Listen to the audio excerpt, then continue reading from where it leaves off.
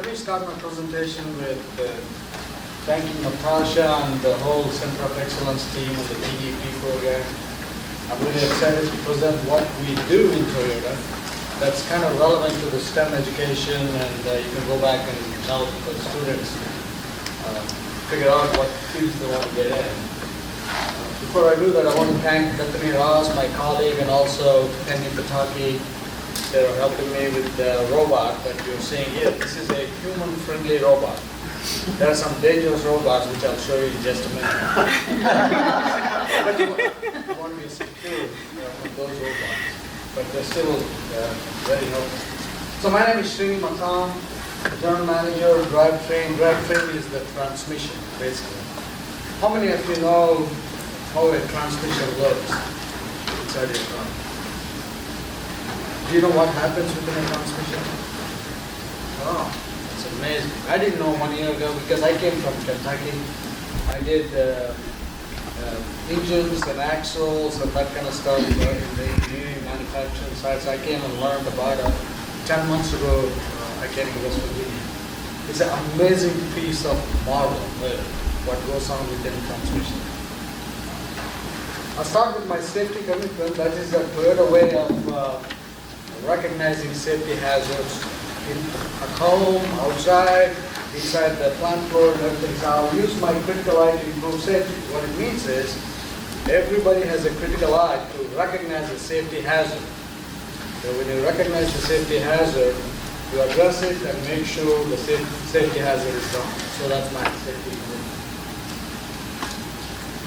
So just a little background about myself. Originally from India, living in the US for 29 years. I have a wife and 2 daughters.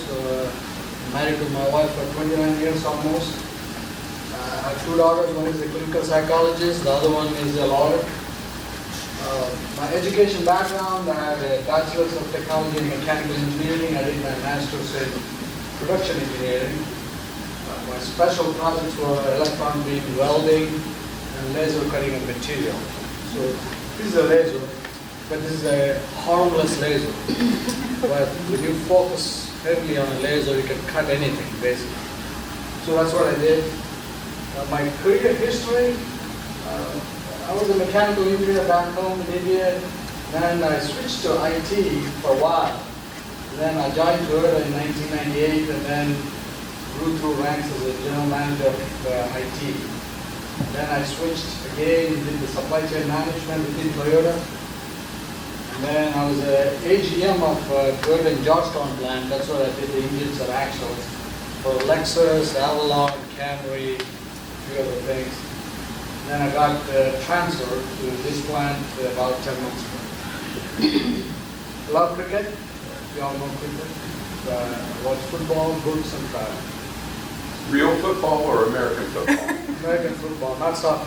I love soccer. I play a lot of soccer, but American football. Mainly NFL. I watch NCAA. Okay, just about my plant here in Buffalo, West Virginia. This is the plant layout. We have a $1.6 billion investment in the plant. We have about 1,700 team members, about 1.9 million square feet. We export to Canada, Georgetown, Indiana, a few other places. Most of our employment comes from West Virginia, 90% of it. And we have about $8 million donation. So, if you look at the plant layout, the left side is the transmission plant. So I'm the general manager of the transmission plant. We make all kinds of transmissions for Camrys, Avalons, Lexus, Highlanders, Sienna, everything else. And then we have an engine plant.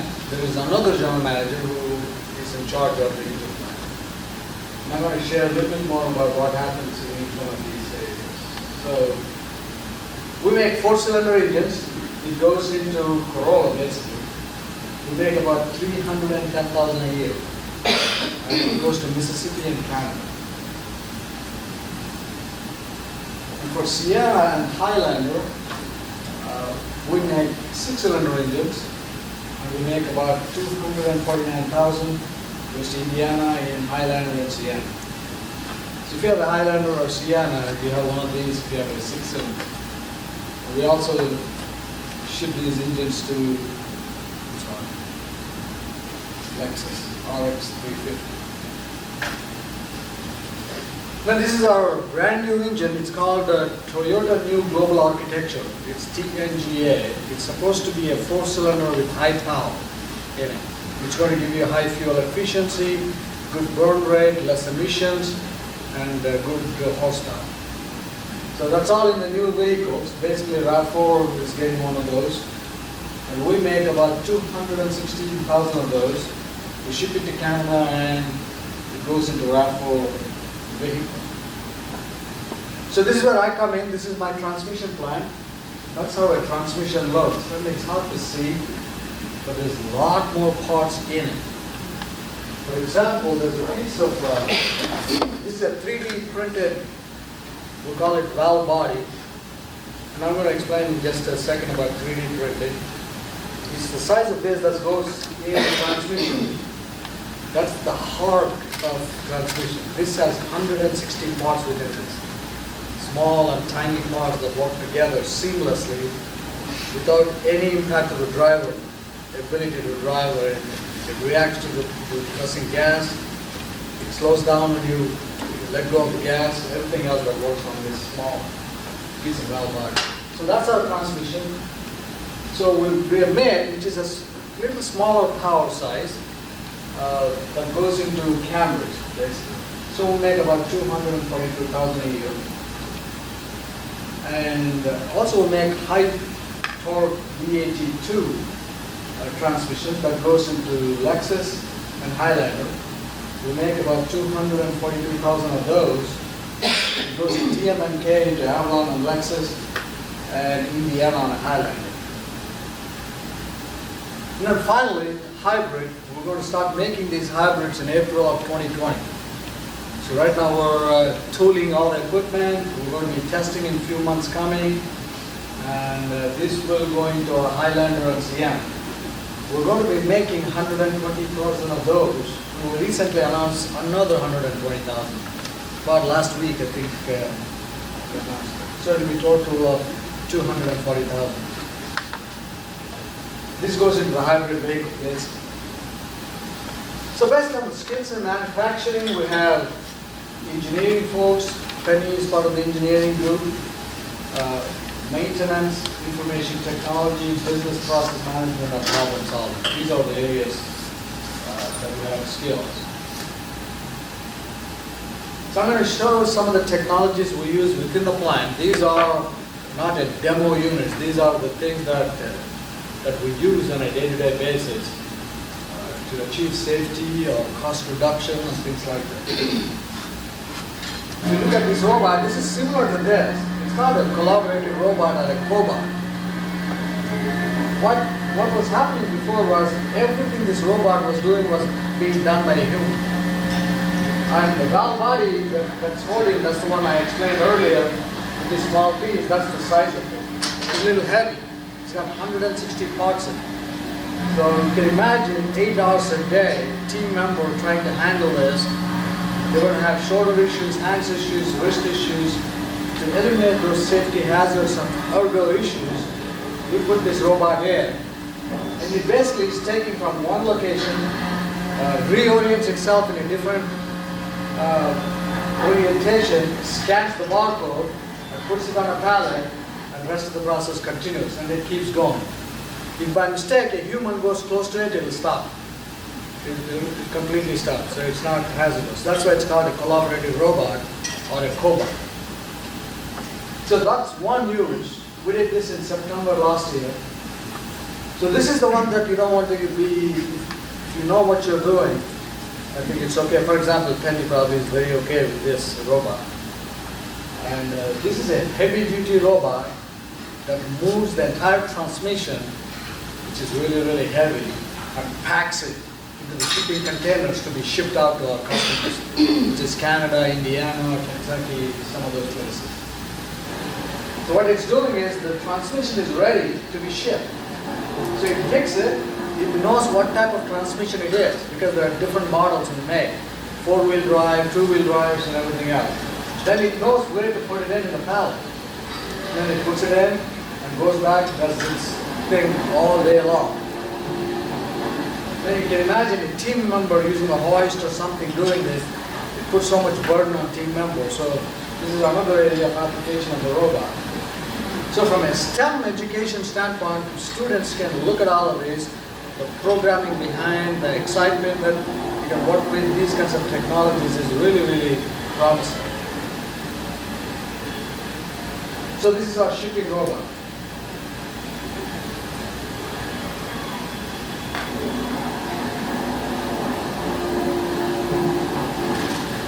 And it never gets tired. We won't get tired. We keep doing it. So the third one is again a cobot.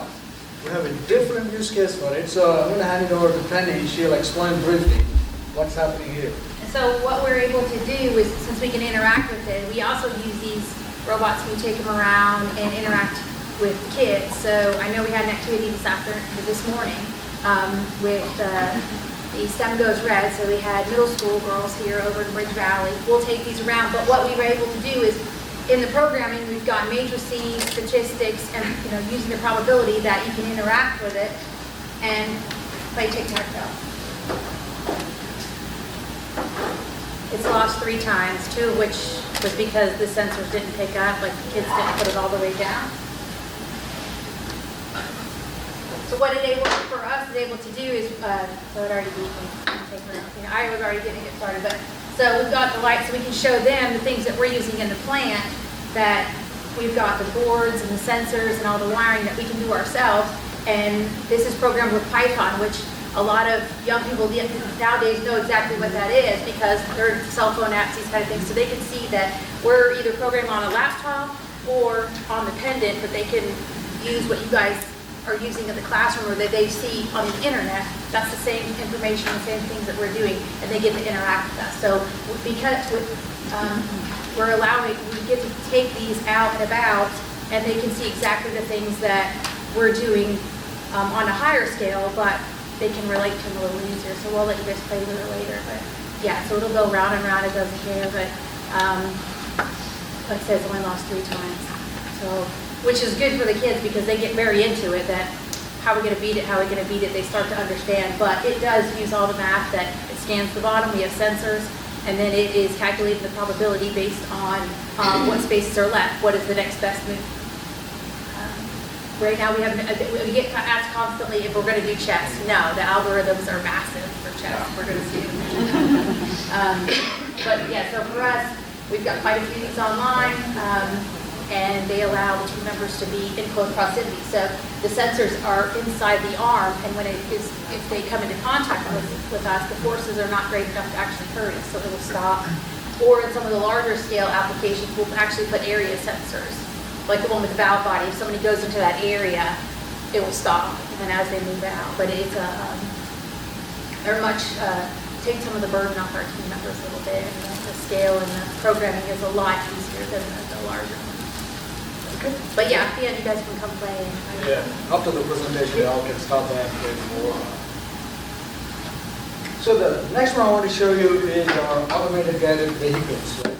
This is taking the finished or partially finished transmissions and moving them around to different lines.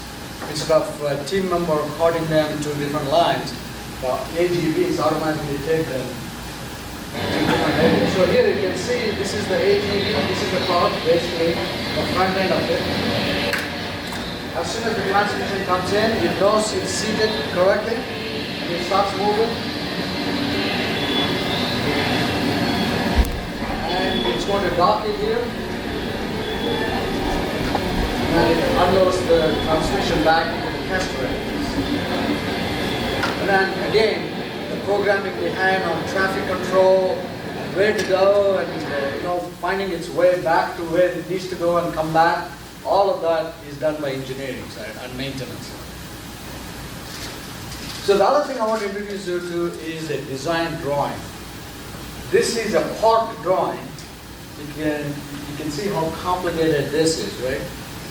But I'm not going to explain because I don't know what insides of each one of these are. Some of my engineers know. But this is how it looks. I zoomed in a little bit and see the different radius and different measurements that we have to maintain to have a smooth, noiseless, a good quality transmission, right? I'll tell you to achieve all of these machine tolerances, let me show you what these tolerances mean. For example, I'm going to compare a human hair to the machine tolerances. We measure in terms of microns. A micron is a 1,000th of a millimeter. You can't really physically see it, but that's how fine we grind and machine our parts. So that's, if you think that's a human hair, so the big black circle is the human hair, just for a visualization. That's the size of a red blood cell in your body. That's a gear tooth tolerance.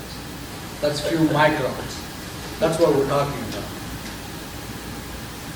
So the other areas that we have engineers and maintenance is working on is the CNC programming.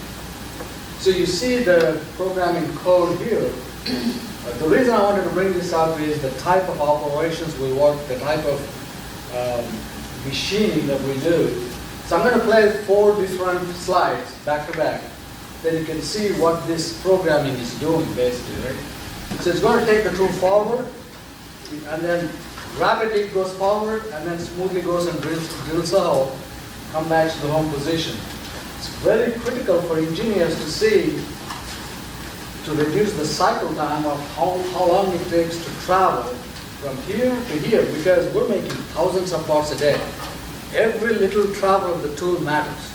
So we need to speed up where we need to speed up, we need to slow down where we need to slow down. So watch this. So with this code, it goes forward, then it slowly gets forward, and then it does the drilling, and then comes back and goes back to the home position. So all of this programming is doing what I just showed you in simulation, basically. So some of our co-ops, they come in and they work with us and they work on different projects and help us improve our the design and make some jigs and that kind of stuff. So they put together the Autodesk Inventor software, a simulation. Some of these can be exposed to the students too. So if you look at it, this is how the transmission works inside of your vehicle. The engine mates with the transmission, and transmission automatically switches speeds, and then it drives your wheels. And that's how it goes. So what all you're doing as a driver is pressing gas. And he's trying to figure out how fast it needs to go and how to adjust with your acceleration and deceleration.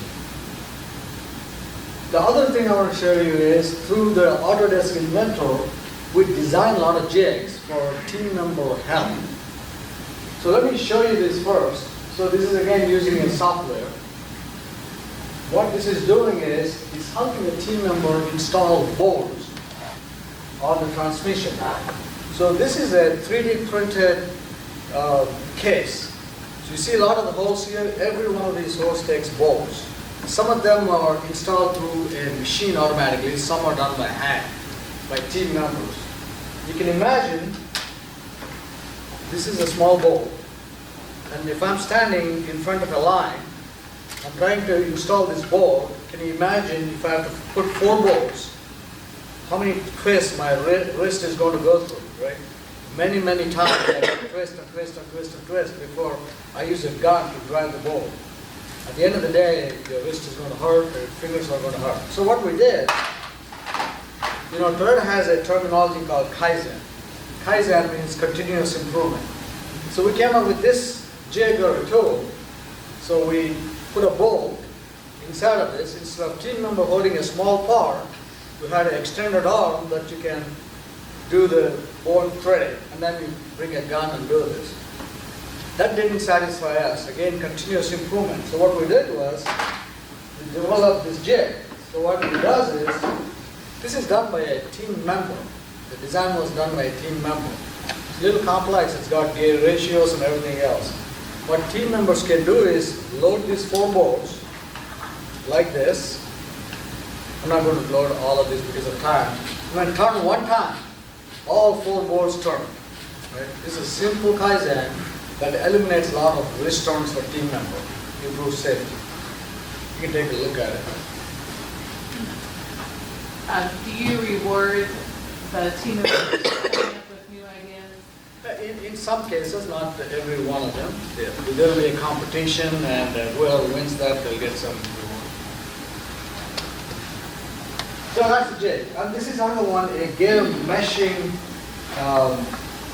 design, but we wanted to see how different parts will come together before we make a part. So this is put together by our team member. Sorry.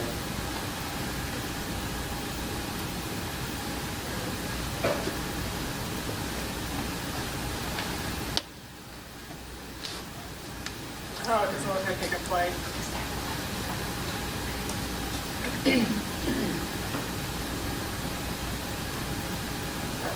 I think it's playing, it's not showing. No, it can't play it. There's something with the format. Okay, so I'm going to move on. So you've seen enough of the graphic design. So I'm going to switch to another technology we use here, which is 3D printing. I showed multiple parts here. This is a real case, but the size is different. This is a model. The reason we print this is because if you have to hold a real transmission case, aluminum case, it's too heavy. You can't work with it. You can't see different holes or different part making surfaces to study. So we print this 3D to do deeper study into this. This is another 3D printed item here. And then that's the cooling fan that we printed, and this is used really in line for motors and that kind of stuff to cool motors. The other type of 3D printing we do is the torque gun holders. So that we do in-house, the blue nylon holder that you're seeing there. This is another example of a jig holder. Now I'm going to move on to predictive technologies. The predictive technologies is we don't want our machines to break down and then we start solving problems. We want to see how the machine health is, just like a human health is. We want to be more proactive. We want to see if the motor is burning up. So the way we know that is if it's excess vibration or excess temperature. So we've got multiple sensors. So I've got a few of them here. For example, this is called the accelerometer. It measures vibration and temperature. So what all I can do is,